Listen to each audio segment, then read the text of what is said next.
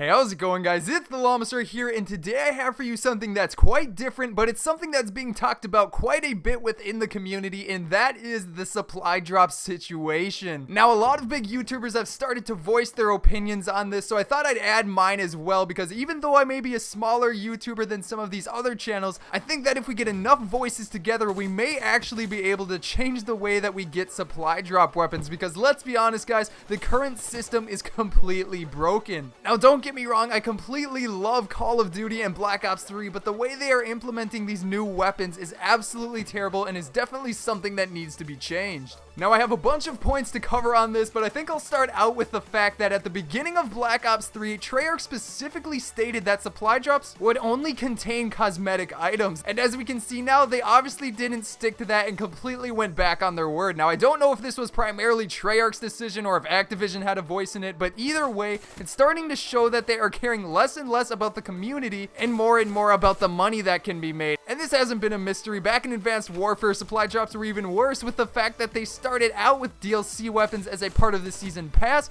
and then they found out they could gouge people for even more money if they made you get them through supply drops. That wasn't even something that was really noticed, but it's definitely something that's like, what the heck are you doing? That's completely not showing much care for the community. And as for Black Ops 3, they just went for this system as soon as they got their initial purchases of the game from the majority of people who pre-ordered, and as for these weapons they have since added, this is exactly what we were afraid of happening, getting powerful weapons that aren't immediately accessible to everyone. Now, some people say they aren't overpowered. The MX Grand can't reload in the middle of a clip. The Marshall 16 is a one-shot pistol, and maybe that's true, but weapons like the Shadowclaw definitely are overpowered. I mean, this gun is by far the best secondary in the game, let alone one of the best guns in the game. It has pinpoint accuracy, good ammo capacity, a great fire rate, and the bolts are an instant kill even if it touches an enemy. And that's not even mentioning that it can be dual wielded and have a bayonet attachment that's better than every single melee weapon. So if we already have an overpowered supply drop weapon now, I can guarantee you we are going to get more of these in the future at the rate that they're adding them as of now. Now, to be completely honest, it would be better if these weapons were considered pay to win, but you can't even call them that. Even if you pay hundreds of dollars for these supply drops, there's no guarantee that you will get any of these new weapons. I've been reading the Black Ops 3 Reddit recently, and a guy said he purchased the $100 supply drop bundle and didn't get a single one of the new weapons. Like, how is that not a broken system? That's the very definition of gouging your customers. Now, some people are saying that when paying for supply drops, you know that there's no guarantee you'll get a new weapon, but let's be honest, the weapons are the only thing that is driving the sales of these supply drops. You don't want a new attachment or emblem that you could make yourself, but you want one of the new shiny weapons, and chances are you're not going to get one, let alone the specific one you want. The statistics of getting any new weapon are about 0.6 to 0.8%, which is just awful. What's even worse is that you can get duplicates, meaning your chances don't get any better no matter how many supply drops you open. And your chances get even worse yet when you're going for a specific weapon. The YouTuber, which I'm sure you all know, T Martin, said he spent $1,700 on supply drops and still hasn't gotten the Shadowclaw, which is absolutely mind-blowing. But wait, that's not even the last of it. Your chances get even worse than that if you want to get these weapons using crypto keys and not paying for them. How are you going to get a weapon you want for free if somebody who's opened thousands of supply drops hasn't gotten the one they want? Unless you're the luckiest person alive, chances are you're not going to get it.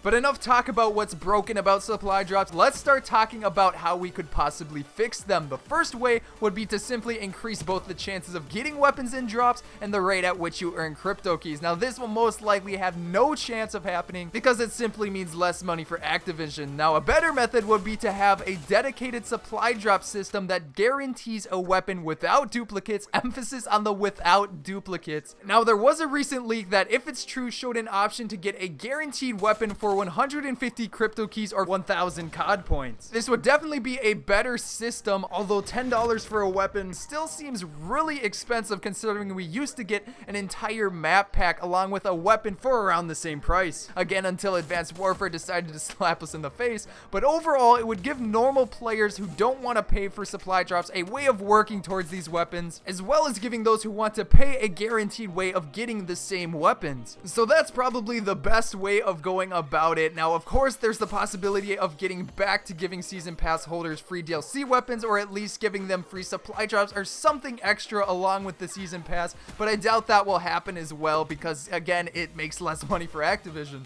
So to conclude everything, if the arms dealer leak turns out to be true, I think we'll be taking a step in the right direction. So let's hope that's true, and hopefully we can at least get a better system than we have now. But anyways, guys, that's going to be it for my rant today. Kind of a lot to be said, but it'll all be worth it if we can get a change. Now, if you enjoyed this video, guys, or agree with what I'm saying, be sure to leave a like down below, because if you do and your account is linked to Twitter, it will automatically send this video to Treyarch and Activision, or better yet, you could just tweet it at them yourselves, and that way we would get even more exposure. But other than that, guys, again, I hope you enjoyed the video. I'm the Llama Sir, and I will see you guys next time.